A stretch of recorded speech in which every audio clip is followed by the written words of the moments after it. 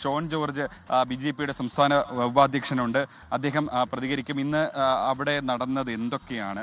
നമുക്ക് പ്രതീക്ഷയുണ്ടോ ജാമ്യം കിട്ടുമെന്ന്? എനിക്ക് വലിയ പ്രതീക്ഷയാണ്. കാരണം ഒരിക്കലും ഇന്ന് ഒരു ചാൻസാണ് ഇന്നെടുത്തത്, ഒരു ഭാഗ്യപരീക്ഷണം. കാരണം ഹൈക്കോടതിയിലേക്ക് പോയാൽ നമുക്ക് സ്വാഭാവികമായും 7 മുതൽ 10 ദിവസം വരെ, കാരണം ഫയൽ ചെയ്ത് ഇൻസ്ട്രക്ഷന് പോയി തിരിച്ചു വന്ന് ഹിയറിംഗ് കഴിഞ്ഞ് അത് ഓർഡേഴ്സൊക്കെ വരുന്ന ഒരു 10 ദിവസം മിനിമം ഒരു ഹൈക്കോടതി പ്രൊസീജിയറാണ്. ആ 10 ദിവസം കളയണോ? ഇന്നൊരു ദിവസത്തെ ഒരു റിസ്ക് NIA കോടതി ഇത് പരിഗണിക്കുമ്പോൾ സ്വാഭാവികമായിട്ട് ഇപ്പോൾ പ്രോസിക്യൂട്ടർ പറഞ്ഞ പോലെ എയർലി സ്റ്റേജ് ഓഫ് ഇൻവെസ്റ്റിഗേഷൻ അവരുടെ കയ്യിലോട്ട് ഈ ഫയൽ പോലും ചെന്നിട്ടില്ല. അപ്പോൾ ആ സ്റ്റേജിൽ ഇത് എന്താകുമെന്നൊരു ആകുലം നമുക്കുണ്ടായിരുന്നു. പക്ഷേ NIA കോടതി ഇന്ന് കേട്ടെന്ന് മാത്രമല്ല, ഈ കേസിൽ ആരോപിക്കപ്പെട്ട കുറ്റകൃത്യങ്ങളിൽ പ്രതിഭാഗത്തിന് ബോധ്യപ്പെടുത്താൻ കഴിഞ്ഞ കാര്യങ്ങൾ കോടതിയെ ബോധ്യപ്പെടുത്താൻ കഴിഞ്ഞു. അതിനെ ഒന്നും സർക്കാർ എതിർത്തില്ല. ആകെ സർക്കാർ പറഞ്ഞത് എയർലി സ്റ്റേജ് ഓഫ് ഇൻവെസ്റ്റിഗേഷൻ എന്നുള്ളൊരു വാക്ക് മാത്രമാണ് സർക്കാർ ഉദ്ധരിച്ചത്. അതുകൊണ്ട് തന്നെ വലിയൊരു പ്രതീക്ഷ നമുക്ക് ഇന്നൊരു ദിവസം പോയെന്നുള്ളേ ഉള്ളൂ. പക്ഷേ 10 ദിവസം കൂടി നമുക്കറിയാം.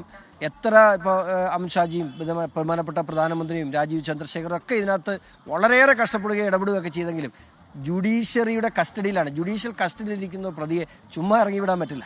അപ്പോൾ അതൊരു പ്രൊസീജിയറാണ്. ആ ലീഗൽ പ്രൊസീജിയർ കംപ്ലൈ ചെയ്യാൻ ഇനി മാർഗം ഹൈക്കോടതി അല്ലെങ്കിൽ ഈ NIA കോടതി ഉണ്ടായിരുന്നുള്ളൂ.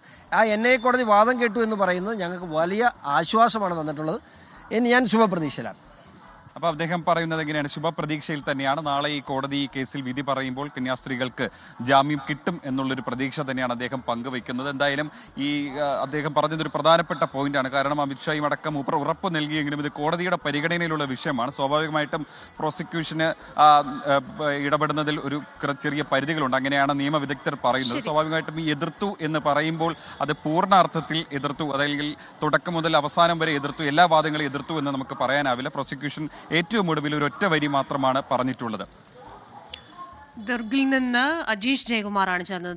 ലോകത്തെവിടെയായാലും ഏത് സമയത്തും 24 വാർത്തകളും ഓഗ്മെന്റഡ് റിയാലിറ്റി പാക്കേജുകളും എക്സ്പ്ലെയിനറുകളും വിശദമായി കാണാൻ ഞങ്ങളുടെ YouTube ചാനൽ നിങ്ങൾക്ക് സബ്സ്ക്രൈബ് ചെയ്യാം.